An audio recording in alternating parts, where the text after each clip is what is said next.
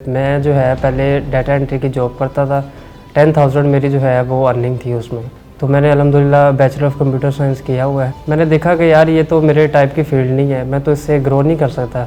तो मेरे कज़न है इमरान काशिफ साहब, उन्होंने मुझे जो है ना रिकमेंड किया कि यार ये अनेबलर्स एक ऑर्गेनाइजेशन है, ये अमेज़ोन पे जो है ना वो आपको ट्रेनिंग करवाते हैं लोगों को। इनके ग्रुप है ई कॉमर्स बाय अनेबलर्स, तो उसमें मैं ज्वाइन किया, इसको सीखना शुरू किया। बड़े अच्छे तरीके से मेरा इंटरेस्ट डेवलप हुआ है। तो मैंने अपने फादर से फ़ीस वगैरह ली, मैंने सबमिट करवाई। तो मैं फिर वीकली जो है गुजरांवाला जाता था क्लासेस लेने के लिए।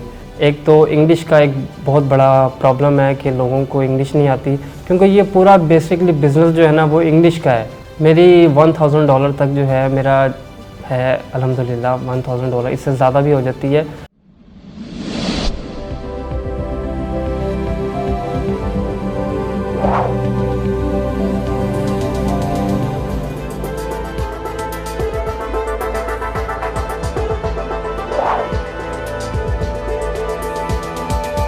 अस्सलाम वालेकुम नाजरीन, शेयरिंग ऑफ प्रोफेशनल विजडम के साथ मैं हूं अली रहमान खालिद।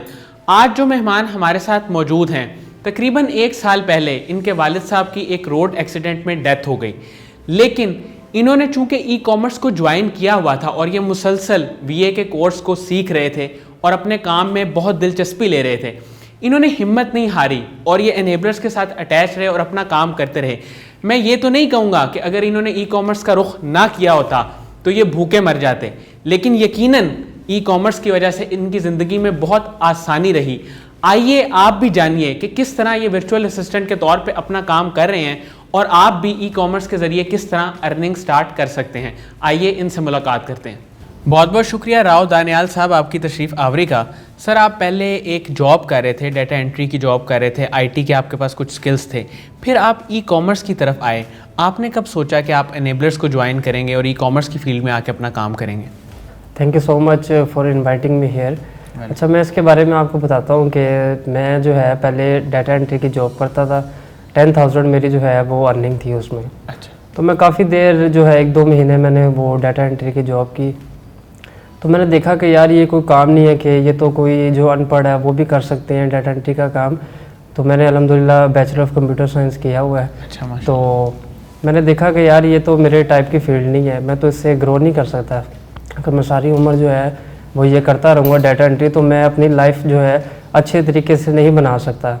तो इसलिए मैंने जो है वो डिफरेंट कोर्सेज़ किया। मैंने ग्राफिक डिज़ाइनिंग का भी किया, मैंने वेब डेवलपमेंट भी की, लेकिन जो है वो मेरा इंटरेस्ट डेवलप नहीं हुआ उसमें। मुझे एक फील नहीं आई कि यार मैं इसको जो है अपने लिए कैसे कर सकता हूँ अच्छे तरीके से। ठीक है। तो मेरे कज़न है इमरान काशिफ साहब, उन्होंने मुझे जो है ना रिकमेंड किया कि यार ये अनेबलर्स एक ऑर्गेनाइजेशन है, ये अमेज़ोन पे जो है ना वो आपको ट्रेनिंग करवाते हैं लोगों को। ठीक है। तो मैंने इसके बारे में जो है वो सीखना शुरू किया फ्री।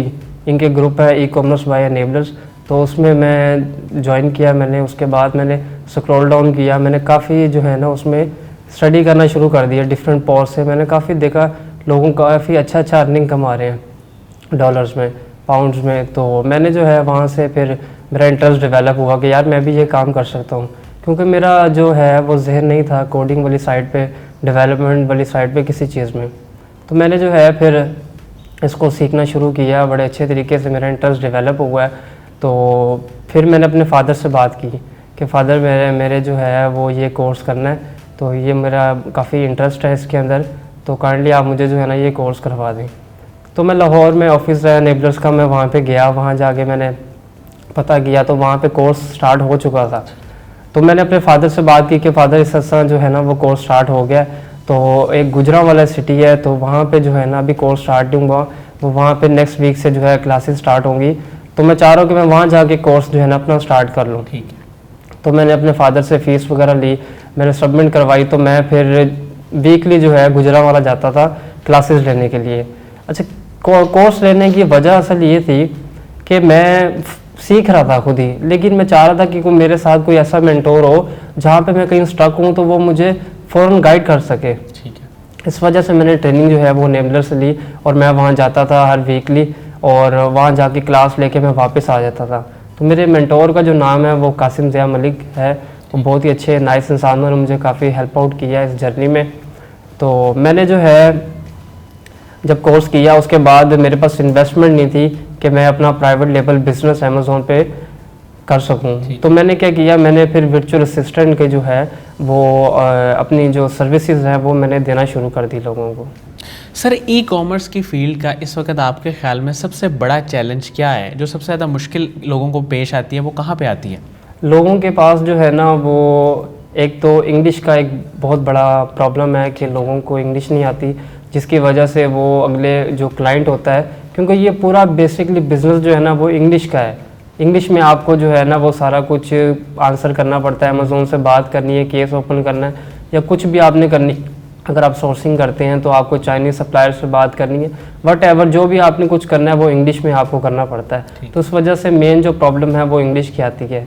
तो दूसरा ये है कि लोगों के पास नॉलेज नहीं है, नॉलेज होना बड़ा ज़रूरी है इस काम के लिए। ये एक पूरी बेसिकली केस स्टडी है जो हमें सीखनी भी चाहिए, फिर इम्प्लीमेंट करनी चाहिए इस चीज़ में। सर, आप इस वक्त बतौर वर्चुअल असिस्टेंट काम कर रहे हैं, आपकी मंथली अर्निंग कितनी है? मेरी $1000 तक जो है मेरा है अल्हम्दुलिल्लाह। $1000, इससे ज़्यादा भी हो जाती है, डिपेंड करता है कि वो क्लाइंट्स अगर ज़्यादा आ जाते हैं तो फिर वो ज़्यादा हो जाती है। मैं बेसिकली 2 काम करता हूँ, एक वर्चुअल असिस्टेंट भी हूँ और उसके बाद मैं प्रोडक्ट हंटिंग की भी सर्विसेज देता हूँ। अच्छा। जो मैं एक प्रोडक्ट जो है वो $300-400 की सेल आउट करता हूँ, तो वो भी मेरे अच्छे क्लाइंट बन जाते हैं, लोग खुद आते हैं मेरे पास और मैं उनको अपनी जो है ना ये सर्विसेज ऑफ़र करता रहता हूँ। क्या सिर्फ EVS की वीडियोस को देख के ये काम सीखा जा सकता है या बूट कैंप ज्वाइन करना बहुत ज़रूरी है? EVS जो है ना एक बहुत बड़ा समंदर है, लोग इसकी वर्थ नहीं जानते कि ये जो है कितनी वर्थफुल है ये, क्योंकि इसमें 70+ कोर्सेज हैं। जैसे मैंने आपको बताया कि हर कोई ये काम नहीं कर सकता जी, ठीक है, लेकिन उसमें हमने जो साकिब साहब हैं उन्होंने 70+ कोर्सेज ऐड किए, इसीलिए कि अगर कोई प्राइवेट लेवल बिजनेस नहीं कर सकता तो वो होलसेल कर ले, अगर वो होलसेल नहीं कर सकता वो ड्रॉप शिपिंग कर ले, ड्रॉप शिपिंग नहीं कर सकता वो वर्चुअल असिस्टेंट बन जाए, लोगों को अपनी सर्विसेज देना शुरू कर दे। इस तरह ये 70+ कोर्सेज है जो अनेबलिंग वीडियो सीरीज़ में मौजूद हैं, जो साकिब साहब ने फ्री लोगों को दिए हैं ताकि लोग अनेबल हों और अपने घर वालों के लिए, अपने लिए हेल्प कर सकें चीज़ों को कमाने के लिए। सर, आपके मेंटोर्स कौन थे और जो वो लोग जिन्होंने आपको कदम कदम पे हेल्प किया वो कौन लोग थे? सबसे पहले तो मैं साकिब साहब का शुक्रिया अदा करता हूँ कि उन्होंने जो है इतना अच्छा प्लेटफॉर्म क्रिएट किया और इतनी ज़्यादा अपॉर्चुनिटीज़ दी कि ग्रुप से ही लोगों को जो है वो इन्वेस्टर मिल जाते हैं, ठीक है, और उसके बाद लोगों को काफ़ी क्लाइंट्स वहाँ पे मिल जाते हैं। अगर वो कहीं और भी अपनी सर्विसेज ना सेल आउट करें और अपनी परफॉर्मेंस दें ग्रुप में, तो लोग खुद ही उनको पिक करते हैं इन्वेस्टर, और वर्चुअल असिस्टेंट कोई रख लेते हैं, कोई एज अ पार्टनर उनको जो है रख लेते हैं। तो मेरी लाइफ में जो है वो काफ़ी ज़्यादा लोग हैं जिन्होंने मुझे काफ़ी हेल्प की है। साकिब साहब हैं मेरे मेंटोर, कासिम ज़िया मलिक हैं, खुरम खालिद साहब हैं लाहौर के एम्बेसडर, उन्होंने, इमरान काशिफ साहब हैं, और भी बड़े लोग हैं जो मुझे हेल्प करते रहे, सर फैसल अजहर हैं। प्रोडक्ट हंटिंग और प्रोडक्ट सोर्सिंग में बेसिक डिफरेंस क्या है? प्रोडक्ट हंटिंग बेसिकली एक ऐसी चीज़ है जो इस काम की सबसे मेन चीज़ है। उसमें ये है कि जब आपकी प्रोडक्ट एक अच्छी होगी ना तो आपका पूरा बिजनेस ही प्रोडक्ट हंटिंग पे होता है। अगर आपकी प्रोडक्ट अच्छी नहीं है ना तो आप समझें कि आप काफ़ी ज़्यादा लॉस कर सकते हैं अपनी मनी। प्रोडक्ट आपकी ऐसी होनी चाहिए कि उसका कंपटीशन जो है वो लो होना चाहिए, डिमांड उसकी हाई होनी चाहिए काफ़ी ज़्यादा, ताकि जो लोग हैं ना उसके ऊपर कंपटीशन कम हो और रैंकिंग जो है ना वो ज़्यादा हो सकती है। सोर्सिंग में ये डिफरेंट है कि जब आप कोई प्रोडक्ट चूज़ कर लेते हैं, आप सोचते हैं कि यार ये मैं प्रोडक्ट करना चाह रहा हूँ अमेज़ोन पे, तो आप क्या करते हैं कि आप देखते हैं अपने पास या कहीं भी कि कहाँ से मैं इसकी सोर्सिंग जो है कर सकता हूँ। सपोज एक प्रोडक्ट है, आप टिश्यू का रोज़ पेटल आप देख लें, ठीक है, तो अगर आप ये सोर्स करना, आप देखेंगे यार मैं कहाँ से सोर्स करूँ तो मुझे काफ़ी सस्ता पड़ेगा, पाकिस्तान से, चाइना से, यूके, कनाडा, ऑस्ट्रेलिया, कहाँ से करेंगे तो आपको सोर्स करना ईजी होगा।